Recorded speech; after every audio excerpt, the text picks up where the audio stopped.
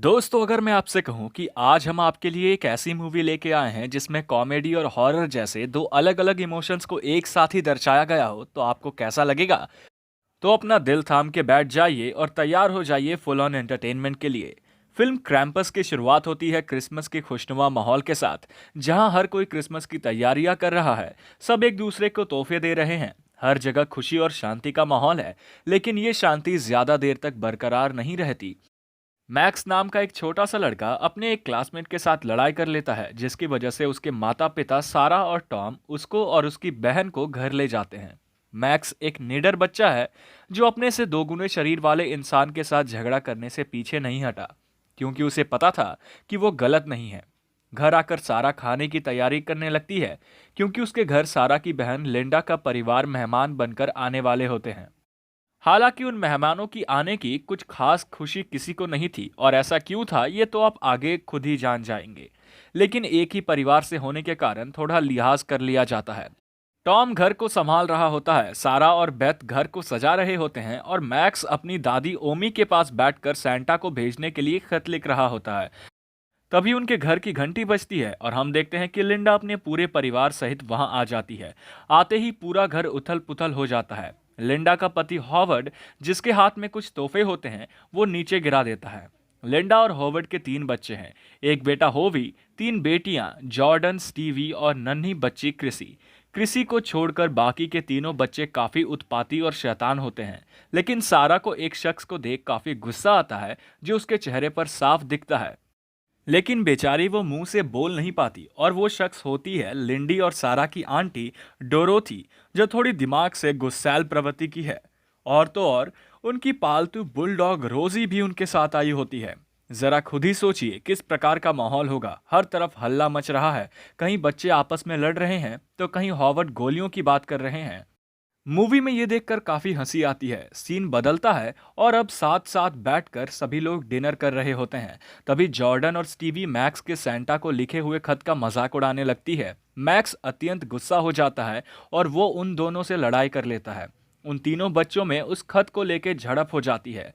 लेकिन मैक्स जैसे तैसे उस खत को ले लेता है और सबके सामने चिल्ला देता है कि मुझे एक अच्छे क्रिसमस की उम्मीद थी, लेकिन अब मुझे क्रिसमस से नफरत है, तुम सबसे नफरत है। इतना कहकर वो अपने कमरे में जाकर रोने लगता है। तब वहां टॉम आकर अपने बेटे को शांत करता है। वो कहता है कि सिर्फ 3 दिन की बात है, फिर लिंडा और हॉवर्ड परिवार सहित उनके घर से चले जाएंगे। इतना कहकर टॉम भी मैक्स के कमरे से चला जाता है। तब मैक्स गुस्से में आकर वो खत फाड़ देता है और खिड़की से बाहर फेंक देता है। अब फिल्म में डरावनी सीन्स शुरू होने जा रहे हैं। आइए देखते हैं कि आगे क्या होता है। मैक्स के खत को फाड़कर हवा में उड़ा देने के बाद उसी रात उस शहर में एक बर्फीला तूफान आ जाता है। पूरे शहर की बिजली चली जाती है और हर जगह सन्नाटा छा जाता है। जहां तक आंखें देख सकती हैं, हर जगह सिर्फ बर्फ की सफेद चादर बिछी नजर आती है। दूर दूर तक कोई नहीं दिख रहा होता है। ना ही फोन में नेटवर्क आ रहे होते हैं, ना ही बिजली और ना ही गर्म पानी। ऐसा भीषण बर्फीला तूफान आज तक किसी ने पहले कभी नहीं देखा था। तभी सारा और टॉम के घर की घंटी बजती है। लिंडा और हॉवर्ड दरवाजा खोलते हैं तो देखते हैं कि एक आदमी उनके लिए कुछ तोहफे लेकर आया होता है। जब लिंडा उससे पूछती है कि किसने भेजवाए हैं ये, तो वो आदमी मना कर देता है कि उसे नहीं पता, उसका काम डिलीवर करना था, वो उसने कर दिया। वे दोनों उन गिफ्ट्स को घर के अंदर ले आते हैं और ऊपर के कमरे में रख देते हैं। थोड़ी देर बाद बेथ को अपने बॉयफ्रेंड डेरेक की चिंता होने लगती है। वो सारा और टॉम को बताती है कि उसने डेरेक को कई बार मैसेज किया, लेकिन उसका कोई अता पता नहीं है। इसलिए बेथ उसके घर जाकर उसका हाल जानना चाहती है। सारा उसे मना कर देती है, लेकिन टॉम कहता है कि डेरेक का घर थोड़ी दूर ही है, बेथ को जाने दो, वो जल्दी ही आ जाएगी। सारा मान जाती है और बेथ को 1 घंटे में वापस आने को कहती है। बेथ डेरेक के घर जा ही रही होती है कि अचानक उसे सब कुछ अजीब लगने लगता है। बेथ डेरेक के घर पहुंच भी नहीं पाती कि इतने में एक बेहद खौफनाक, विशाल और गंदा देखने वाला क्रीचर क्रैम्पस उस पर हमला कर देता है। बेथ एक गाड़ी के नीचे जा छिपती है और क्रैम्पस को चकमा देने में कामयाब रहती है, लेकिन थोड़ी ही देर में एक खिलौना उसकी गाड़ी के नीचे आता है। हमें सिर्फ बेथ के चिल्लाने की आवाज सुनाई देती है। बेथ के समय पर घर ना पहुंचने के कारण सारा और टॉम को चिंता होने लगती है। तब टॉम और हॉवर्ड हॉवर्ड के ट्रक में बैठकर डेरेक के घर की ओर रुख करते हैं। बीच में उन्हें एक दूसरा ट्रक खराब हालत में मिलता है। वे दोनों अपने ट्रक से निकलते हैं और पैदल पैदल आगे बढ़ते हैं, किंतु उन्हें भी कुछ ठीक नहीं लगता, इसलिए वे अपने साथ अपनी बंदूक लेकर जाते हैं। वो डायरेक्ट के घर में घुसते हैं तो देखते हैं कि पूरा घर तहस नहस हो रखा था। सारा सामान बिखरा हुआ था और चिमनी की दीवार तो बीच में से ही टूट गई थी। उन्हें वहां बहुत बड़े बड़े पैरों के निशान मिलते हैं जो देखने में किसी भेड़ के लगते हैं, लेकिन उनका आकार काफी बड़ा होता है। और तभी अचानक उन्हें बेथ के चिल्लाने की आवाज आती है। वो दोनों बाहर भागते हैं और उन चीखों का पीछा करते हैं। टॉम थोड़ा तेज चलने लगता है और हॉवर्ड पीछे आ रहा होता है। हॉवर्ड के पैरों को कोई बर्फ के नीचे से खींचने लगता है, लेकिन टॉम गोली चलाकर हॉवर्ड को बचा लेता है। वो दोनों फटाफट अपने घर की ओर भागते हैं। घर पे सभी हॉवर्ड को देखकर डर जाते हैं और सवाल करने लगते हैं, क्योंकि एक तो बेथ उनके साथ नहीं थी। हॉवर्ड के पैर में गंभीर कटने के निशान थे और उनकी सभी गोलियां चलने की आवाज भी सुनी थी। हालांकि सारा सभी बच्चों को डोरोथी और ओमी समेत किचन में भेज देती है ताकि वे डर ना जाए। टॉम हॉवर्ड की मरहम पट्टी करती है और सारा लिंडा को अपनी अनुभव बताता है। वे दोनों भी डर जाती हैं, लेकिन किसी बच्चे को कुछ नहीं बताती। लेकिन बच्चे भी समझदार थे। मैक्स को भनक लग गई थी कि कुछ तो गड़बड़ है। सीन बदलता है और घर के बड़े लोग घर के सभी खिड़की दरवाजे पर लकड़ी के फट्टे लगा देते हैं। ओमी कुछ अजीब बर्ताव कर रही होती है। टॉम उससे पूछता है तो ओमी सिर्फ इतना ही कहती है कि चिमनी की आग को बुझने मत देना।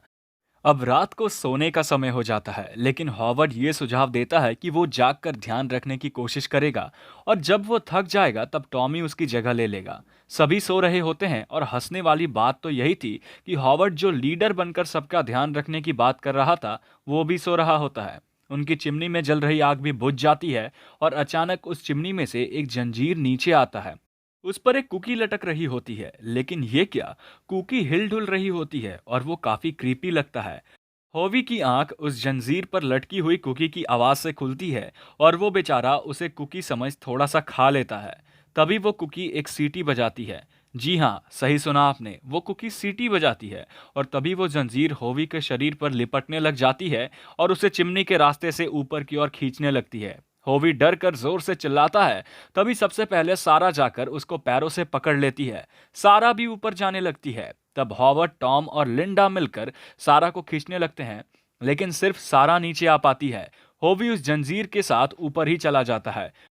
तब ओमी उन सभी को एक कहानी बताती है, उसके बचपन की कहानी। दरअसल जब ओमी बहुत छोटी थी तो उसके गांव में भी एक ऐसी ही घटना घटी थी। गांव के सभी लोगों में क्रिसमस की आने की खुशी थी ही नहीं, और वो सभी उम्मीद और आशा छोड़ चुके थे। सभी गांव वालों में कुछ देने से ज्यादा लेने की हीन भावना आ गई थी। लेकिन ओमी ने हार नहीं मानी थी। वो अभी भी सैंटा पर विश्वास रखती थी, लेकिन उसके माता पिता ने उसे डांट कर उसके मन में सैंटा को लेकर उम्मीद को खत्म कर दिया। तब उसने भी हार मान ली और उसने ये दुआ करी कि कभी कोई चमत्कार ना हो, और उसी रात उसकी दुआ कबूल हुई थी। उधर भी वैसा ही तूफान आया था और क्रैम्पस अपने साथियों के साथ लोगों को कुछ देने नहीं बल्कि उनसे सब कुछ छीन लेने के लिए आ गया था। दरअसल क्रैम्पस सेंटा क्लॉज की परछाई है, जो सेंटा के विपरीत सबको रिवॉर्ड ना देकर सजा देता है। ऐसा करने में क्रैम्पस का साथ देता है उसके साथी, जो कि हैं एल्व्स और रेनडियर्स। क्रैम्पस उस दिन सभी को मार देता है, लेकिन ओमी को एक बेल तोहफे के रूप में देकर जाता है, जिसमें ओमी को ये सीख मिली थी कि क्या होता है जब इंसान के दिल से उम्मीद खत्म हो गई हो। ओमी की इस कहानी पर हॉवार्ड को रत्ती भर भी विश्वास नहीं होता है और वो अकेला ही बंदूक लेकर बेथ और अपनी बेटी होवी को बचाने निकल जाता है। तब घर के सभी बड़े उसे मिलकर रोकते हैं और वापस घर के अंदर लाते हैं। लेकिन इसी बीच घर के अंदर मौजूद जॉर्डन और स्टीवी की चिल्लाने की आवाज आती है। सारा, टॉम और लिंडा ऊपर जाके उन्हें ढूंढते हैं और हॉवर्ड नीचे रुककर मैक्स, ओमी और डोरोथी को संभालता है। तभी हॉवर्ड को किचन में कुछ गिरने की आवाज आती है, जिसके पीछे वो जाता है। वहां उसके पैर पर, जिसमें पहले से ही चोट लगी हुई थी, कुछ कीलें आकर लगती हैं और ये कीलें और कोई नहीं बल्कि कुकीज फेंक रही होती हैं और हंस रही होती हैं। तब हॉवर्ड खुद का बचाव करते हुए उन कुकीज में आग लगा देता है। फिर भी एक कुकी उस पर हमला करने वाली ही होती है कि हॉवर्ड की पालतू पेट रोजी उस कुकी को आकर खा लेती है।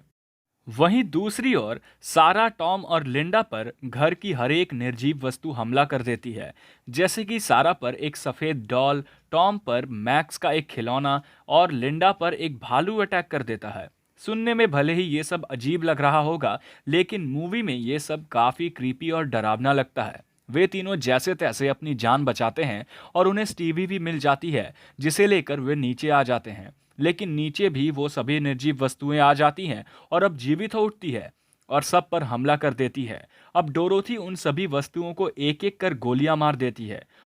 लेकिन कहानी अभी खत्म नहीं हुई थी। अचानक उनके घर के सभी खिड़की दरवाजे टूट जाते हैं और क्रैम्पस के साथ ही एल्व्स उन सभी को ले जाने आ जाते हैं। वे एल्व्स अपने संग डोरोथी, छोटी बच्ची क्रिसी और होवार्ड को ले जाते हैं। अब टॉम वहां से भागने का प्लान बनाता है, लेकिन ओमी बाहर निकलने से मना कर देती है क्योंकि उसे क्रैम्पस का सामना करना था।